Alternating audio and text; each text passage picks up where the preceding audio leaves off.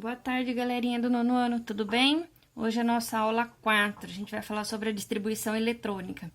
Na última aula, nós começamos a falar sobre átomo e as partículas. Falei sobre número de massa, número atômico, né? Hoje nós vamos começar a falar sobre a distribuição da quantidade de elétrons dentro da eletrosfera, tá? Então, eu tenho aqui um exemplo do que seria um átomo, ok? E cada círculo desse é um nível, que a gente chama aí de camada eletrônica ou nível de energia, tá? Quanto mais próximo do núcleo, menor a energia. Quanto mais distante, maior a energia presente nesses elétrons, tá? Energia de atração em relação ao núcleo, ok? Dentro de cada um desses níveis de energia, de cada uma dessas camadas de energia, vai caber uma quantidade de elétrons, tá? Eu fiz uma tabelinha aqui, vocês têm essa mesma tabela na página 51, ok? Então, dentro do primeiro nível, que é a camada K, cabem no máximo 2 elétrons. Dentro da L8, na M18, N32, O32, P18 e Q8, tá? Isso é o que a gente trabalha atualmente. Porém, conforme vão aumentando aí as pesquisas, vão se desenvolvendo outros números, essa camada eletrônica, ela pode aí possivelmente aumentar, tudo bem? Uma coisa, considerações importantes aí. Primeiro, a última camada nunca terá mais de 8 elétrons, tá? Sempre será 8 elétrons na última camada, tá? Os elétrons excedentes, ele será posto na próxima camada. Tem uma tabelinha aí, na página 51, quero que vocês observem aí o elemento potássio, ok? Posso pôr aqui? Olha só, no elemento potássio, ele tem aqui, ó, ele possui um número de elétrons de 19, ok? Então, como é que ficaria aí? 2, 8, mais 8, que daria aí 18, e o 1 que fica sobrando, eu não posso colocar ele aqui. Lembra que eu falei na última camada tem que ser no máximo 8? Então, o 1 que é o excedente, ele vem para a última camada, tudo bem? Este número, ele será chamado de camada de valência, ou seja, é a camada mais externa da distribuição eletrônica, da camada eletrônica, tá? Então, no caso do potássio, a camada de valência é a camada N, que contém um elétron. Se fosse o sódio, a camada de valência é a camada N também, que contém aí 2 elétrons, tudo bem? Se for a penúltima camada, ela vai conter no máximo 18 elétrons. Embora nós vemos aqui na tabela que na camada N e na camada O cabem 32 elétrons. Porém, se a camada N for a penúltima camada, eu não posso colocar 32, eu vou poder colocar no máximo 18, tudo bem? E o excedente vai para a camada seguinte. Na página 52, a gente tem um exemplo explicando sobre isso, que é, por exemplo, aqui o elemento xenônio, tá? Ele possui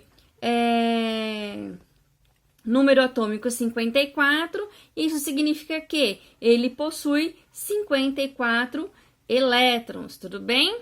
Lembram? Número atômico é igual ao número de prótons e o número de prótons é igual ao número de elétrons. Isso quando o elemento é neutro e nós estamos falando de elemento neutro aqui, tá? Então, camada K, 2 elétrons, camada L, 8, camada M, 18, certo? Que ó, penúltima camada, então eu não posso colocar os 32 aqui. E camada N, 18. Vai ficar faltando ainda quanto? Vai faltar ainda 8 elétrons. Esse 8 elétrons vai ser a última camada, então vai para a camada O, Tudo bem? Então, lembram, ó, K2L8M, né? 18. Na camada N caberiam 32, eu não posso pôr 32 aqui porque é a penúltima camada, certo? Então, vai ficar 18. O restante, 8, vai para a próxima camada, que é a camada de valência, a última camada, tudo bem? Uma outra coisinha que eu já gostaria de aproveitar e explicar para vocês, para adiantar, é sobre os subníveis de energia. Então, dentro de cada uma dessas camadas aqui, os átomos ficam distribuídos em subníveis de energia, ok? Então, olha só que bonitinhos, né? Essa subdistribuição, esses subníveis, eles são identificados pelas letras minúsculas, tá? Na distribuição eletrônica, as letras são maiúsculas e para diferenciar, nos subníveis são utilizadas letras minúsculas S, P, D, F, G, H e I. Na página 53 tem um quadrinho mostrando aí a representação de cada camada e cada subnível correspondente, tudo bem? O subnível de uma mesma camada apresentam níveis diferentes de energia, tá? Então, na camada L, por exemplo, se você for olhar no quadrinho, ele vai mostrar que eu tenho 2 subníveis de energia, que é o subnível S e o subnível P. E cada um deles acaba uma quantidade diferente de elétrons, tá? Os elétrons, eles tendem a se distribuir primeiro em subníveis de menor energia, né? Dentro de uma configuração eletrônica fundamental. Essa configuração eletrônica, ela foi proposta por Linus Pauling, tá? Então, a gente tem aqui o que a gente chama de diagrama de Linus Pauling, tudo bem? Eu deixei aqui para preencher com vocês agora, né, como funciona